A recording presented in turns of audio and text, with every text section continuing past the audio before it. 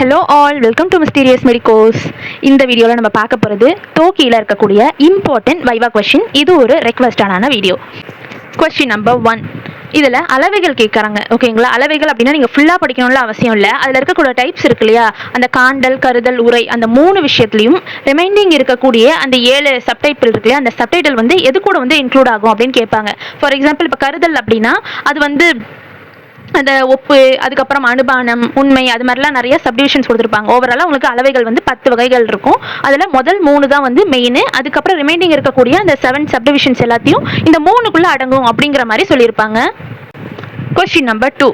10 வாயுக்கள், அதுக்கப்புறம் 10 நாடிகள். இது ரெண்டுத்தையுமே நீங்கள் பார்த்துக்கலாம். இதில் என்ன கேட்கலாம் அப்படின்னா, இப்போ நாடி அப்படின்னு பார்த்தோம்னா நம்ம காதுக்கு போகிற நாடி எது, கண்ணுக்கு வர நாடி எது, அது மாதிரி நம்மளுக்கு கேட்பாங்க. அதில் ஃபஸ்ட்டு 5 நாடிகள் வந்து உங்களுக்கு பேசிக்காக தெரியும். கன்ஃபியூஸ் ஆகுறது எது அப்படின்னு பார்த்தீங்கன்னா, அதுக்கு அடுத்து இருக்கக்கூடிய 6வது நாடிலேருந்து 10வது நாடி வரைக்கும் இருக்கு இல்லையா. இப்போ குகுனா என்ன, சிகுனினா என்ன, அதுக்கப்புறம் வந்து அம்புடைனா என்ன அப்படிங்கிற அந்த டேர்ம்ஸ் மட்டும் உங்களுக்கு கொஞ்சம் கன்ஃபியூஸ் ஆகிற மாதிரி இருக்கும். அதனால் அதை ஒன்ஸ் பார்த்துக்கோங்க.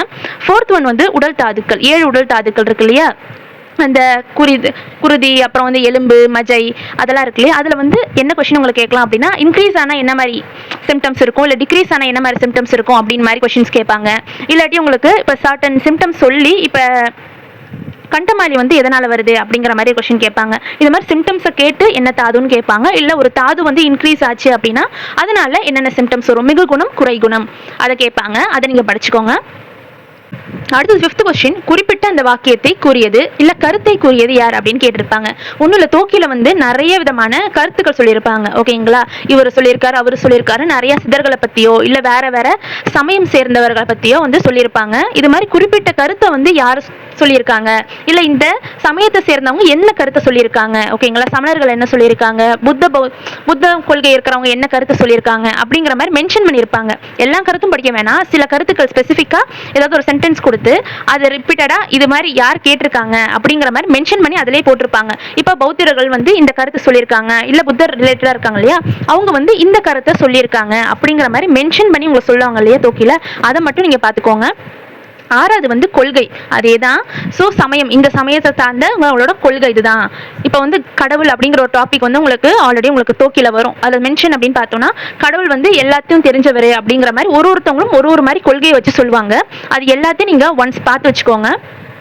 7வது கொஸ்டின் வந்து ஆசனம், அதாவது ஆசனங்கள், யோகாசனங்கள் இருக்கு இல்லையா. இப்போ வில் மாதிரி வந்து வளைஞ்சோம் அப்படின்னா அது என்ன ஆசனம் அப்படின்னு கேட்பாங்க. இப்போ மயில் அப்படின்னா அது என்ன ஆசனம், மயூராசனம் அப்படிங்கிற மாதிரி சொல்லுவாங்க இல்லையா. இப்போ வந்து குக்குடாசனம் அப்படின்னா அது என்ன அனிமலோ இல்லை என்ன பேர்டை வந்து உங்களுக்கு ரிப்ளிகேட் பண்ணுது, எது மாதிரி இருக்கு அப்படின்னு பார்த்தோம்னா அது வந்து கோழி ரிப்ளிகேட் பண்ற மாதிரி இருக்கும். ஓகேங்களா? அந்த நேமோட மீனிங் அப்படி சொல்லுவாங்க. அதே மாதிரி பாம்பு மாதிரி என்ன ஆசனம் இருக்கு அப்படிங்கிற மாதிரி கொஸ்டின்ஸ் கேட்கலாம். இல்லாட்டி முதுகெலும்பை வலு பண்றது என்ன ஆசனம் அப்படின்னு கேட்கலாம். இல்லை கர்ப்பிணிகளை வந்து இந்த ஆசனம் செய்யக்கூடாது அப்படின்னு சொல்லக்கூடிய கான்ட்ராடிகேஷன் வச்சு கொஸ்டின்ஸ் கேட்கலாம். உங்களுக்கு ஒரு எக்ஸாம்பிளுக்காக நான் சொல்றேன். இதே மாதிரி ஒரு ஆசனம் அப்படின்னா அதோட பொசிஷனை வச்சியோ இல்லாட்டி அதில் இருக்கக்கூடிய பலன்களை சொல்லியோ உங்களுக்கு அது என்ன ஆசனம் அப்படின்னு கொஸ்டின்ஸ் நம்மளுக்கு வைவால கேட்கலாம்.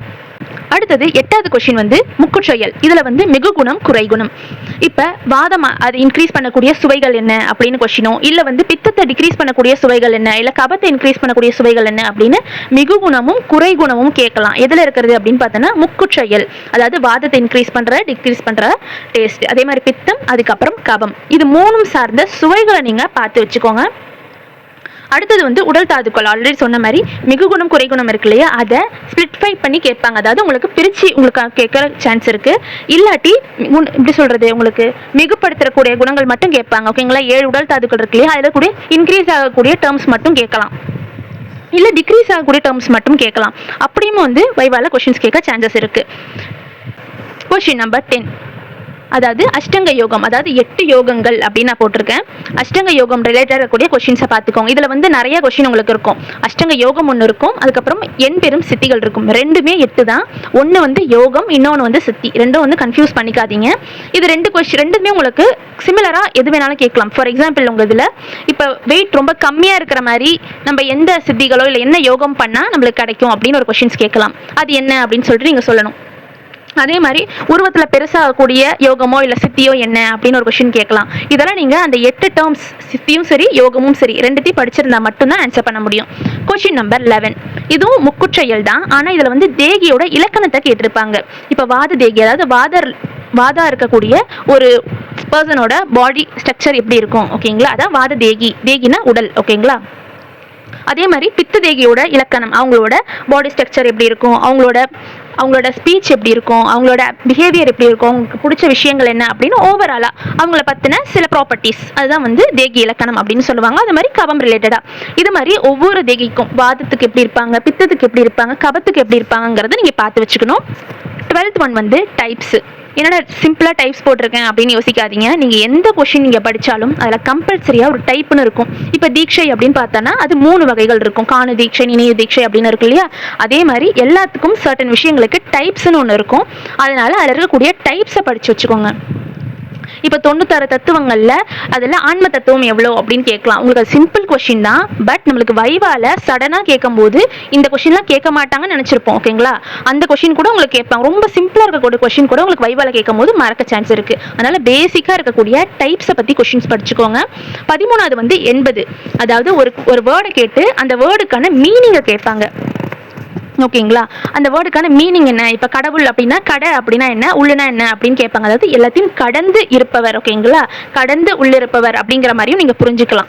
கடை அப்படின்னா கடந்து, எல்லாத்துக்கும் மேலே அப்படிங்கிற மாதிரி தான் கடவுளுங்கிற வேர்டுக்கு மீனிங் இருக்கும். அதனால காடுக்கு அது சொல்லியிருக்காங்க அப்படிங்கிற மாதிரி சொல்லியிருப்பாங்க நம்ம தோக்கி புக்கில். இதே மாதிரி நிறைய விதமான வேர்ட்ஸ் இருக்குது. அது எல்லாத்துக்கான மீனிங் எல்லாத்தையும் நீங்கள் தேடி படிக்கணும்னு அவசியம் இல்லை. சில வேர்ட்ஸ் நீங்கள் பார்த்தீங்க அப்படின்னா அதிலே மென்ஷன் பண்ணியிருப்பாங்க, இந்த வார்த்தைக்கு இதுதான் மீனிங் அப்படின்னு போட்டிருப்பாங்க. அது மாதிரி சீவன்னா என்ன அதுங்கிற மாதிரி அவங்களே மென்ஷன் பண்ணியிருப்பாங்க. அது மாதிரி ஒரு கண்ணில் படுறதை மட்டும் நீங்கள் படிச்சுக்கிட்டா போதும். 14வது வந்து தொடர்பு.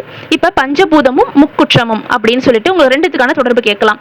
இல்லாட்டி என்ன பண்ணலாம் அப்படின்னா உங்களுக்கு 3 குணங்களும் பஞ்சபூதத்தோட தொடர்பு, இல்லை 3 சேர்த்து 7 தாதுக்கள், அப்புறம் 3 குணங்கள், அதுக்கப்புறம் வந்து பஞ்சபூதங்கள், இது மாதிரி 2 இல்லை 3 டேர்ம்ஸை வந்து கம்பைன் பண்ணி இதுக்குள்ளே இருக்கக்கூடிய தொடர்பு என்ன அப்படின்னு கொஸ்டின் உங்களுக்கு கேட்பாங்க. அதையும் நீங்கள் தெரிஞ்சு வச்சுக்கணும். இன்னும் புரியுற மாதிரி உங்களுக்கு சொல்லணும் அப்படின்னா இப்போ வாதம் அப்படின்னா வாத பித்த கபம் 3 இருக்குது. இது 3த்துலேயும் இதுக்கும் பஞ்சபூதத்துக்கும் என்ன தொடர்பு அப்படின்னு கேட்டாங்கன்னா உங்களுக்கு ஃபர்ஸ்ட் என்ன இருக்குது, வாதம் வந்து எந்த 2 பூதம் சேர்ந்துச்சுன்னா அது வாதம் ஃபார்ம் ஆகும் அப்படின்னு கொஸ்டின் கேட்பாங்க. பித்தம் அப்படின்னா பித்தத்துக்கு வந்து எந்த பூதம் சேர்ந்தா ஃபார்ம் ஆகும் அப்படின்னு பார்த்தீங்கன்னா தீபூதம் மட்டும்தான் ஓகேங்களா. அதே மாதிரி கபம் அப்படின்னா கபம் வந்து எந்த 2 பூதம் வந்துச்சுன்னா உங்களுக்கு கபம் வந்து ஃபார்ம் ஆகும் அப்படின்னு கேட்பாங்க. அதுக்கும் 2 பூதம் தான். அப்படி நீங்க கம்பேர் பண்ணி அதை தெரிஞ்சு வச்சுக்கணும். இது மாதிரி இருக்கக்கூடிய தொடர்புகள் வந்து கேட்பாங்க உங்களுக்கு வைவால. அடுத்ததா கடைசியா அப்படின்னு பார்த்தீங்கன்னா ரசவாதம். இதில் ரசவாதம் அப்படின்னு பார்த்தீங்கன்னா அதில் இருக்கக்கூடிய டைப்ஸும் அதுக்கப்புறம் அதில் இருக்கக்கூடிய எக்ஸாம்பிள்ஸை வச்சு கொஸ்டின்ஸ் கேட்கலாம். அதனால அதை ஒன்ஸ் பார்த்து வச்சுக்கோங்க.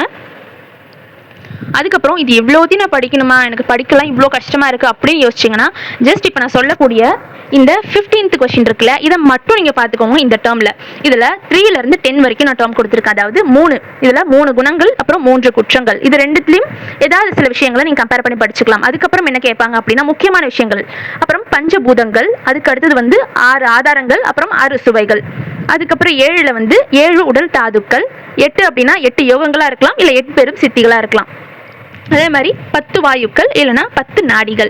இதுதான் முக்கியமாக நம்மளுக்கு தோக்கியில் கேட்கக்கூடிய இம்பார்ட்டன்ட் வைவா கொஸ்டினாக இருக்கும் ஓகேங்களா. ஏன்னா இதுல இருந்து கொஸ்டின்ஸ் மேக்ஸிமம் உங்களுக்கு வரதுக்கு நிறைய சான்சஸ் இருக்குது. இதை தாண்டி உங்களுக்கு என்ன கொஸ்டின் வரும் அப்படின்னு பார்த்தீங்கன்னா அண்டத்தில் உள்ளதே பிண்டம் அப்படிங்கிற கொஸ்டின் கேட்கலாம். ஏன்னா அது தோக்கிக்கு மட்டுமே இருக்கக்கூடிய ஒரு கொஸ்டின். சடனாக உங்களுக்கு அண்டத்தில் உள்ளதே பிண்டம் இல்லை பிண்டத்தில் உள்ளதே அண்டம் அப்படின்னு சொன்னாங்கன்னா அதுக்கான மீனிங் என்ன அப்படின்னு கேட்கவும் சான்ஸ் இருக்கு. இதுக்கான மீனிங் என்ன அப்படின்னு தெரிஞ்சுக்கோங்க. ஃபர்ஸ்ட் ஆஃப் ஆல் அண்டம் அப்படின்னு சொல்றது யூனிவர்ஸ், பிண்டம் அப்படின்னு சொல்றது நம்மளோட ஹியூமன் பாடி. இப்போ அண்டத்தில் இருக்கிறதே தான் பிண்டத்திலையும் இருக்கு, பிண்டத்தில் இருக்கிறதே தான் அண்டத்திலையும் இருக்கு அப்படின்னு ஒரு டேர்ம் நம்ம தோக்கியில் இருக்கு. அப்படின்னா என்ன அப்படின்னு பார்த்தீங்கன்னா யூனிவர்ஸில் இருக்கிற அதே டேர்ம் தான் நம்ம பாடிக்குள்ளேயும் இருக்குது. யூனிவர்ஸில் என்ன இருக்குது, யூனிவர்ஸில் வந்து பஞ்சபூதங்கள், அந்த பஞ்சபூதங்களால் தான் இந்த உலகமே வந்து ஃபார்ம் ஆகிருக்கு. அதே மாதிரி தான் நம்ம உடம்பும் பஞ்சபூதத்தால் ஆன ஒரு விஷயம் ஓகேங்களா. இதுக்கு எக்ஸாம்பிள் அப்படின்னு பார்த்தோம்னா வெளியே வந்து காற்று இருக்குது, தண்ணி இருக்குது. அதே மாதிரி நம்மக்குள்ளே இருக்கிற காற்று என்னது அப்படின்னு பார்த்தீங்கன்னா நீராக இருக்கக்கூடியது வந்து ரத்தம், வேர்வை, உமிழ்நீர், இதெல்லாம் வந்து நம்மளுக்கு வாட்டர் கண்டென்ட்டில் வந்துடும். இதுவும் உங்களுக்கு தோக்கியில் செப்பரேட்டாக கொடுத்துருப்பாங்க. இதே மாதிரி பஞ்சபூதத்தில் ரிலேட்டடாக கூட ஆகாயம்னா என்னென்ன அப்படின்னு கேட்டிருப்பாங்க. அதே மாதிரி இப்போ மண் அப்படின்னு பார்த்தீங்கன்னா எலும்பு சதை இதெல்லாம் வந்து உங்களுக்கு மண் பூதம் ரிலேட்டடாக. வெளியே மண் இருக்குன்னா நம்ம உடம்புல வந்து மண்ணா என்ன இருக்குது அப்படின்னா மண் பூதமாக எலும்பு சதைகள் இருக்குது. நீருன்னு பார்த்தாச்சு. அதுக்கப்புறம் தீ அப்படின்னு பார்த்தோம்னா பாடியில் இருக்கக்கூடிய அந்த ஃபயர் தான், நம்ம ஒரு ஒர்க்கை பண்ணுறதுக்கு, நம்மளுக்கு ஒரு நாலேஜ் கொடுக்கறதுக்கு. இப்போ பசி தீயா இருக்குது அப்படின்னு சொல்லுவோம் இல்லையா, ஸோ நம்மளுக்கு ஒரு பசியை கொடுக்கறது, தூக்கத்தை கொடுக்கறது எல்லாம் வந்து தீ பூதத்தோட வேலை. இதே மாதிரி தான் நம்ம பஞ்சபூதம் தான் நம்ம உடம்புலையும் இருக்குது, அதே தான் யூனிவர்ஸ்லையும் இருக்குது. இதுதான் வந்து அண்டத்தில் உள்ளதே பிண்டம். இது மாதிரி பேசிக்காக இருக்கக்கூடிய பட் நம்ம மஸ்ட் தெரிஞ்சுக்கக்கூடிய கொஷின்ஸும் உங்களுக்கு வைவால கேட்பாங்க. இப்போ ஓவராலாக நம்ம இந்த வீடியோவில் என்ன பார்த்துருக்கோம், இம்பார்ட்டண்டாக இருக்கக்கூடிய தோக்கி வைவா கொஷின்ஸ் நம்ம பார்த்துருக்கோம். இதுலேயே உங்களுக்கு ஓவராலாக என்னென்ன கொஷின்ஸ் படிக்கணும், எப்படி படிக்கணும் அப்படிங்கிற ஒரு ஐடியா கண்டிப்பாக வந்துடும். நெக்ஸ்ட் வீடியோவில் நம்ம என்ன பார்க்க போகிறோம் அப்படின்னா, இந்த நம்ம நடக்க போகிற வைவா எக்ஸாமில் எப்படி ப்ராப்பராக நம்மளுக்கு ஆன்சர் பண்ணுறது, இன்கேஸ் நம்மளுக்கு ப்ராப்பரான ஆன்சர் தெரியலனா எப்படி நம்ம அதுக்கு அந்த சுச்சுவேஷனை எப்படி ஹேண்டில் பண்ணுறது அப்படிங்கிற ஓவரால் வைவாக்கான செப்பரேட் ஸ்பெஷல் வீடியோ நெக்ஸ்ட் நம்ம அப்லோட் பண்ண போகிறோம். வேறு ஏதாவது உங்களுக்கு டாபிக்ஸ் வேணுனாலும் இல்லை வேறு ஏதாவது அகாடமியை பற்றியோ இல்லை புக்ஸ் பற்றியோ என்ன டவுட்ஸ் இருந்தாலும் கீழே கமெண்ட் பண்ணுங்கள். நம்ம மென்டர்ஸ் உங்களை கைட் பண்ணுவாங்க. Thank you for watching.